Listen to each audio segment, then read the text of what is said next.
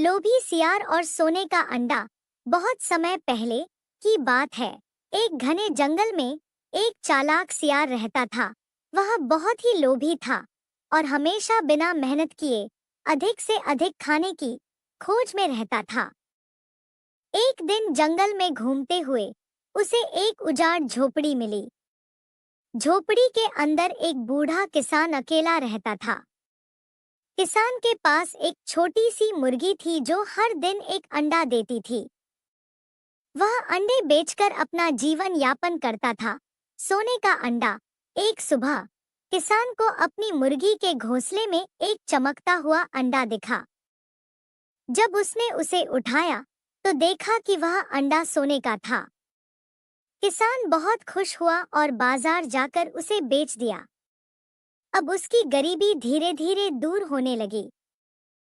सियार ने यह सब देखा और सोचा, अगर मुझे यह मुर्गी मिल जाए तो मैं भी अमीर बन जाऊंगा। सियार की योजना। रात होने पर सियार चुपचाप किसान की झोपड़ी में घुसा और मुर्गी को उठाकर जंगल में भाग गया। अगले दिन जब उसने मुर्गी से अंडा देने की उम्मीद की तो उसे सिर्फ एक साधारण अंडा मिला। सियार को गुस्सा आया। उसने सोचा कि किसान ने कोई जादू किया होगा जिससे मुर्गी सोने का अंडा देती थी। लालच का नतीजा। सियार ने धैर्य खो दिया और सोचा, अगर यह मुर्गी सोने का अंडा दे सकती है तो इसके पेट में जरूर बहुत सारे सोने के अंडे होंगे। लालच में आकर उसने तुरंत मुर्गी को मार दिया, लेकिन उसे अंदर कोई सोने का अंडा नहीं मिला। अब सियार को एहसास हुआ कि उसकी मूर्खता ने उसे ही नुकसान पहुंचाया है। न तो उसे सोने का अंडा मिला और न ही रोजाना मिलने वाले अंडे। कहानी की सीख। लोभ हमेशा नुकसान का कारण बनता है। धैर्य और मेहनत से ही सच्ची सफलता मिलती है। बहुत साल पहले का बात है। सुंदरबन नाम का एक बहुत बड़ा हरा भरा जंगल था। उस जंगल में बहुत सारा जानवर अपने राजा के साथ मिलजुल कर रहते थे। उस जंगल का राजा था शेर खान। वो जंगलों के जानवरों की अच्छी तरह से देखभाल करते थे। शेर खान जानवरों की कोई भी मुसीबत में मदद करते थे। इस प्रकार उस जंगल में सभी जानवरों की दिन अच्छी तरह बीत रही थी। एक दिन एक भेड़िया उनके बीच रहने आया। उनको देख बंदर स्वागत करने लगा। अरे देखो देखो, हमारा जंगल कितना सुंदर और शांत है कि दूसरे जंगल के जानवर भी यहाँ रहने आए हैं। अरे कौन है वह जो हमारे बीच रहने आया है? वो देखो, वहाँ पेड़ के नीचे खड़ा है। और भेड़िया भाई, हमारे जंगल में तुम्हारा स्वागत है। इस जंगल में हम सब मिलजुल कर रहते हैं, तुम भी हमारे साथ रहो।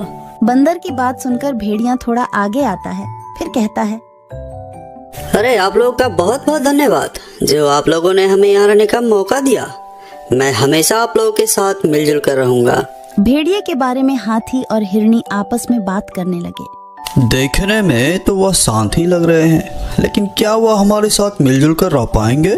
मुझे भी वह शांत ही लग रहा है, लेकिन फिर भी हमें इतना जल्दी उस पर विश्वास नहीं करना चाहिए था। वह आज ही हमारे जंगल आए हैं, हम इसके बारे में कुछ भी नहीं जानते।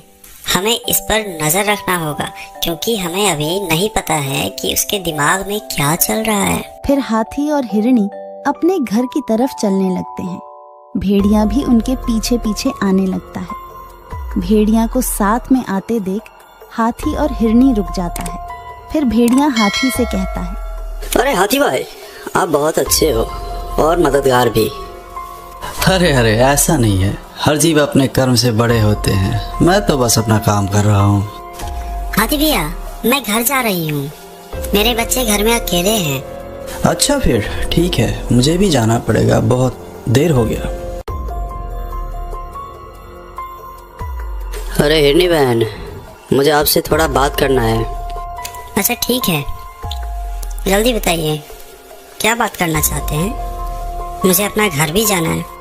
कुछ ज्यादा नहीं, मुझे इस जंगल के राजा के बारे में जानना है।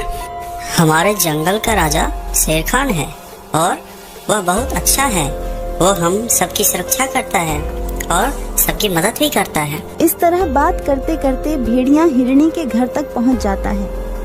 हिरनी बहन, क्या आप यहीं पे रहते हैं? यही आपका घर है? हाँ हाँ, यही मेरा घर है। यही मैं अपने बच्चों के साथ रहती हूँ। आज से मैं आपका नया दोस्त हूँ। मुझसे कोई भी मदद चाहिए तो आप मुझे बुला लीजिएगा, ठीक है? अभी मैं चलता हूँ। यह कहकर भेड़िया वहाँ से चला जाता है। फिर हिरनी मन ही मन कहती है, कितना अच्छा है हमारा नया साथी, दिल का बहुत साफ लगता है। इस तरह कुछ दिन बीत जाने के बाद जंगल में एक एक करके जानवरों के बच्चे गायब होने लगते हैं। सभी बहुत चिंतित हो गए कि आखिर उन सब के बच्चे गायब कैसे हो रहे हैं। मुझे कुछ समझ में नहीं आ रही है कि आखिर हमारे बच्चे कैसे गुम हो रहे हैं, क्या कारण हो सकता है। मुझे बहुत डर भी लग रही है। हमारे बीच तो ऐसा कोई नहीं है जो अपने ही बच्चे को नुकसान पहुंचा सकता है। मुझे लगता है जंगल में कोई भूत और पिशाच का प्रकोप बढ़ गया है। यह तो बहुत गलत हो रहा है। हमारे साथ कौन ऐसा कर सकता है? आप लोगों को अगर मेरी कुछ मदद चाहिए तो मैं हमेशा आप लोगों के लिए तैयार हूँ। मुझे लगता है हम सबको मिलकर इस समस्या का समाधान ढूंढना चाहिए। फिर सब मिलकर राजा के पास जाते हैं और अपने बच्चों के गायब होने की शिकायत करने लगते हैं। अपनी प्रजा की ऐसी बातें सुनकर राजा शेर खान बहुत दुखी हो जाता है। हमारे जंगल में यह सब क्या चल रहा है? हमारे जंगल तो सबसे शांत था, लेकिन पता नहीं हमारे जंगल को किसी की नजर लग गई है।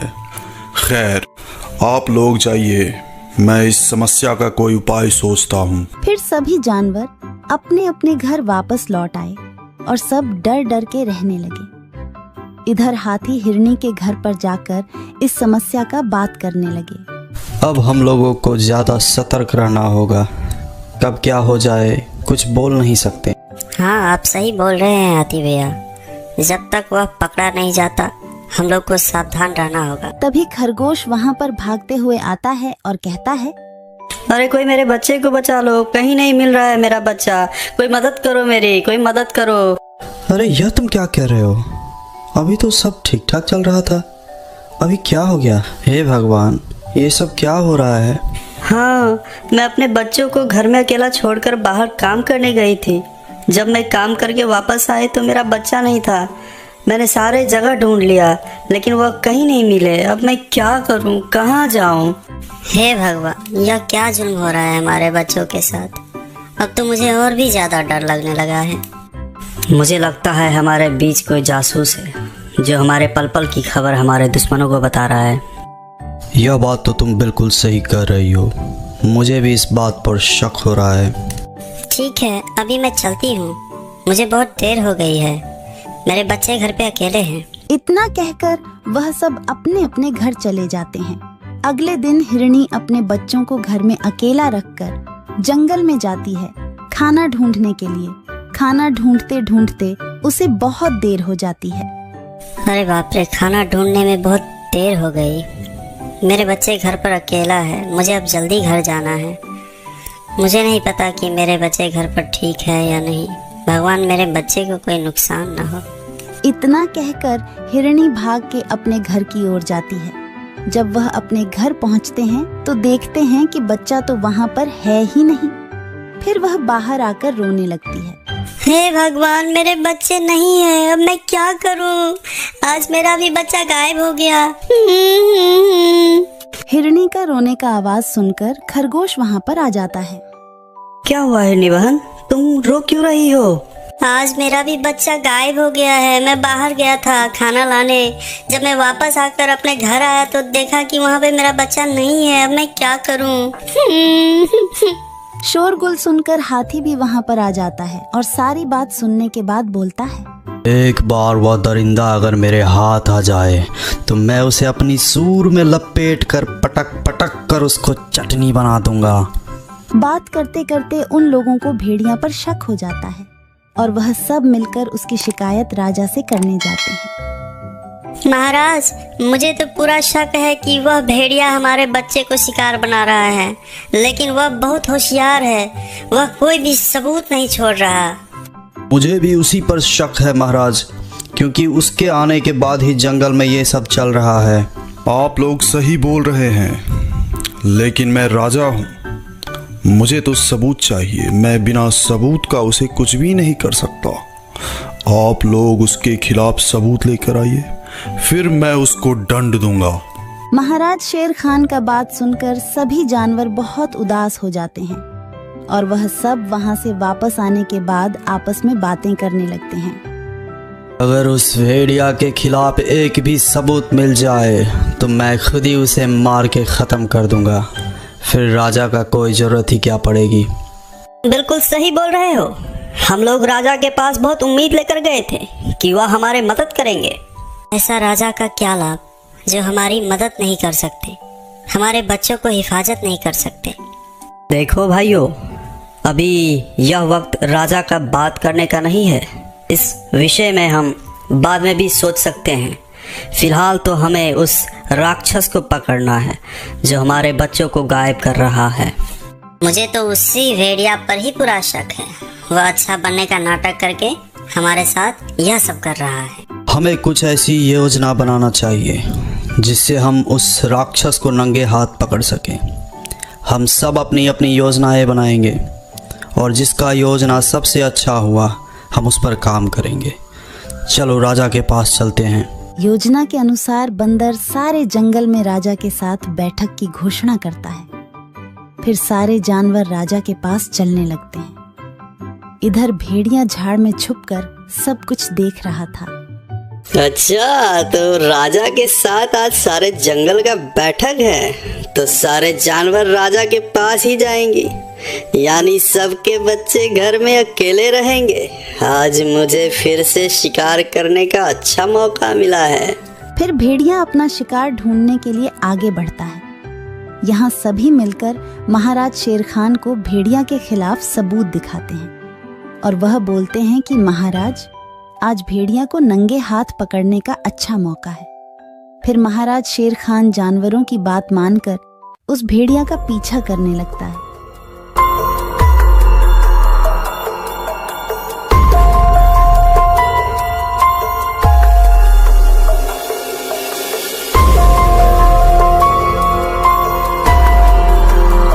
भेड़िया खरगोश के घर के सामने आकर खड़ा हो जाता है और इधर उधर देखकर उसके घर के अंदर चला जाता है। महाराज शेर खान भी उसके पीछे पीछे अंदर चला जाता है और वह अंदर जाकर देखते हैं कि उस भेड़िया ने खरगोश के बच्चे को शिकार करने ही वाला था कि वह उस पर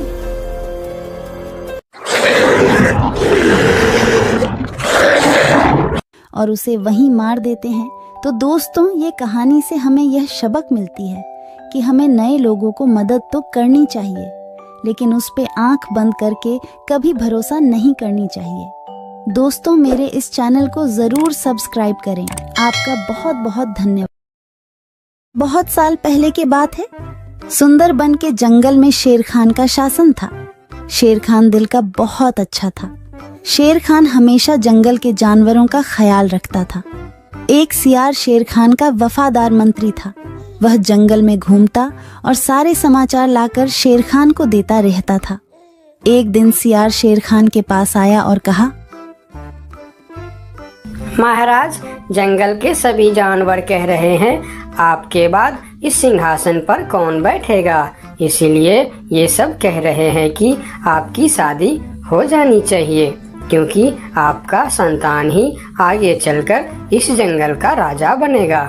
हाँ, जंगल की जानवर सही कह रहे हैं। मेरा संतान ही आगे चलकर इस जंगल का राजा बनेगा, इसीलिए मैं अवश्य शादी करूंगा। तुम शादी की तैयारियां करो। फिर शेर खान की शादी बड़ी ही धूमधाम से हो रहे थे। जंगल के सभी जानवरों को शादी में बुलाया गया था। सिर्फ एक छोटे से चूहे को छोड़कर शादी में बहुत सारा खाने पीने का इंतजाम किया गया था। सभी जानवर पेट भर खाना खाया।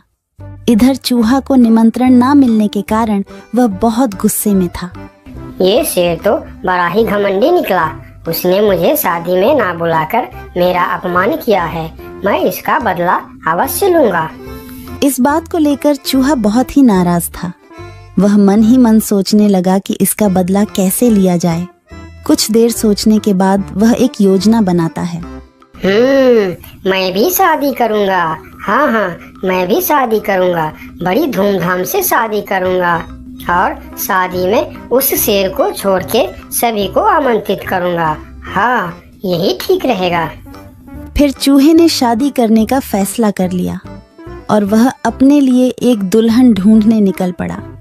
थोड़ी दूर जाने के बाद उसे एक दुल्हन दिखाई पड़ा। फिर चूहे ने उसके पास जाकर कहा, शादी तो मैं कर लूं, लेकिन इसके साथ इससे तो मैं बिल्कुल नहीं शादी करूंगा। मेरी दुल्हन तो उस घमंडी शेर के दुल्हन से भी सुंदर और शक्तिशाली होनी चाहिए। फिर चूहा आगे जाकर एक पेड़ के नीचे रुक गया। दुल्हन की खोज को लेकर चूहा चिंतित हो गया। वह सोच रहा था कि भला इतनी सुंदर और शक्तिशाली दुल्हन उसे कहाँ मिलेगा। यह सोचते सोचते वह चल ही रहा था कि उसकी नजर आसमान की तरफ गई। उसने देखा कि सूर्य भगवान आसमान में चमक रहे हैं। तभी उसके दिमाग के बत्ती जली। अरे वाह, सूर्य भगवान तो सबसे शक्तिशाली है। कितना तेज है उनका। यही ठीक रहेगा।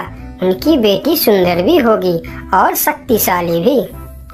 फिर चूहा एक पेड़ के नीचे ध्यान लगाते हुए बैठ गया और सूर्य भगवान को तपस्या करने लगा। ओम सूर्याय नमः, ओम सूर्याय नमः, ओम सूर्याय नमः। इधर चूहे को तपस्या करते हुए देखकर सूर्य भगवान बहुत आश्चर्य हुए कि यह नन्हा सा चूहा उनकी तपस्या क्यों कर रहा है। फिर सूरज भगवान चूहे के सामने प्रकट हुए। बोलो नन्हे से चूहे, तुम मेरे तपस्या क्यों कर रहे हो? क्या चाहिए तुमको? तुम जो मांगोगे मैं तुम्हें वह सब दूंगा। हे भगवान, आप आगे। मुझे तो अपनी आंखों पर यकीन नहीं हो रहा है कि एक नन्हा सा चूहे की बात सुनकर आप मेरे पास आ गए। हाँ, मैं सचमुच तुम्हारे पास आया हूँ। बोलो तुम्हें क्या चाहिए? भगवान, मैं शादी करना चाहता हूँ। अरे वाह, यह तो बहुत ही अच्छी बात है। इसमें मैं तुम्हारा क्या मदद कर सकता हूँ?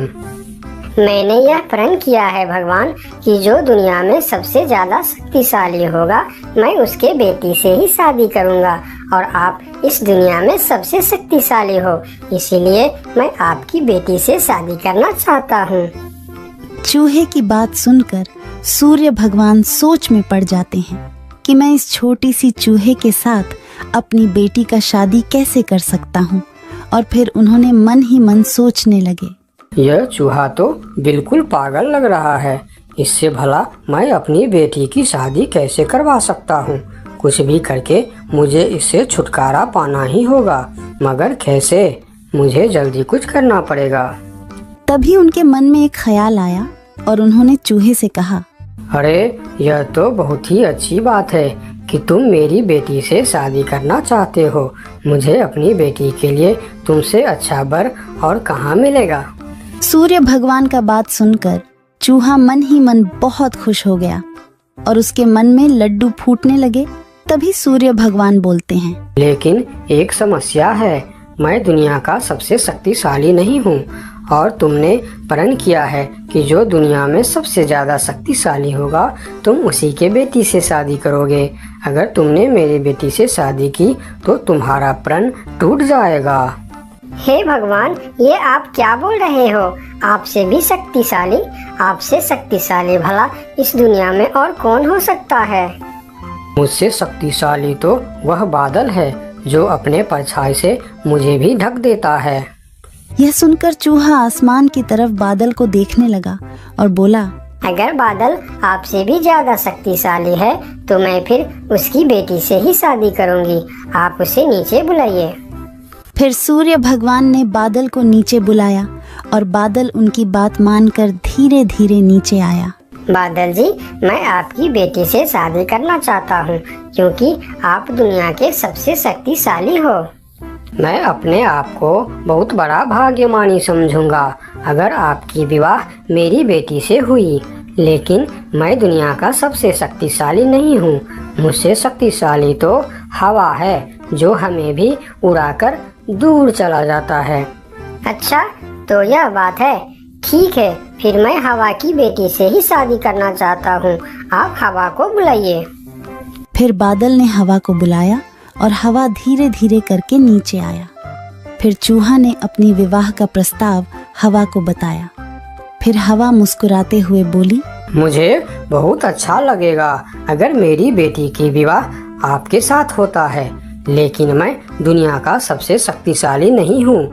मुझसे शक्तिशाली तो पर्वत है जो हमारे हवा के झोंकों को भी रोक देता है। आप उनकी बेटी से ही शादी कीजिए।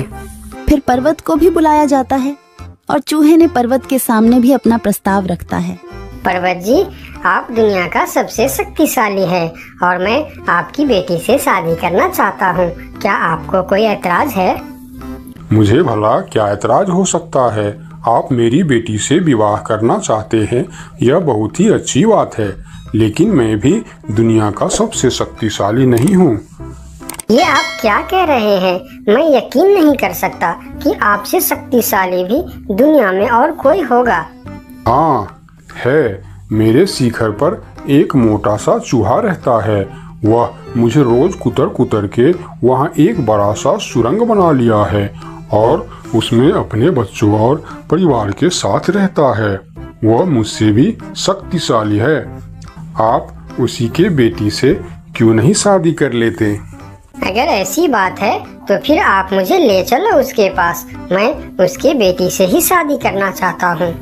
फिर सब मिलकर उस मोटे चूहे के पास जाता है और उसके पास उस नन्हा सा चूहा का शादी का प्रस्ताव रखता है। फिर जब नन्हा चूहा उस मोटे चूहा की बेटी को देखते हैं तो वह उसे बहुत पसंद आता है और फिर उन दोनों का शादी बहुत ही धूमधाम से होता है। नन्हे चूहे ने जंगल की सारे जानवरों को निमंत्रण दिया, लेकिन शेर से बदला लेने के लिए उसने उनको निमंत्रण नहीं भेजा। जब शेर खान को इस बात की खबर होती है तो शेर खान बहुत ही गुस्सा हो जाता है और अगले दिन सियार को उस चूहे के पास भेजता है और बोलता है, उस चूहे को कल मेरी दरबार में हाजिर करो। अगले दिन सियार उस चूहे को बुलाने के लिए उसके घर पर जाता है। अरे चूहा भाई, तुमको शेर खान ने याद किया है, जल्दी चलो। चूहा सियार के साथ शेर खान के दरबार में जाता है। उसे देखते ही शेर खान चिल्लाकर बोलते हैं, क्यों रे चूहे, तुम्हारी इतनी बड़ी दुस्साहस? तुमने अपनी शादी में जंगल की सभी पक्षी और जानवरों को निमंत्रण दिया और तुमने मुझे बुलाना सही नहीं समझा। मैं इस जंगल का राजा हूँ और सबसे शक्तिशाली भी। अगर मैं चाहूँ तो तुमको एक झटके में खत्म कर सकता हूँ। मुझे माफ कर दीजिए महाराज, जब आपने अपनी शादी में पूरे जंगल को निमंत्रण दी और मुझे नहीं दी, तब मुझे भी ऐसे ही दुख हुआ था। यही एहसास दिलाने के लिए मैंने आपको निमंत्रण नहीं दिया। मुझे माफ कर दीजिए। क्यों रे सियार, तूने ऐसा क्यों किया? मैंने तो तुमको बोल दिया था कि जंगल के कोई भी पशु पक्षी छूटनी नहीं चाहिए। फिर तुमने इस चूहे को निमंत्रण क्यों नहीं दिया? मुझे माफ कर दीजिए महाराज, गलती हो गई। मैंने सोचा यह छोटा सा जीव, इसको क्या निमंत्रण देने का, इसलिए मैंने इसे छोड़ दिया था। मुझे आप माफ कर दीजिए। ठीक है, अगले बार से ध्यान रखना। मेरे लिए जंगल का हर जीव एक जैसा है।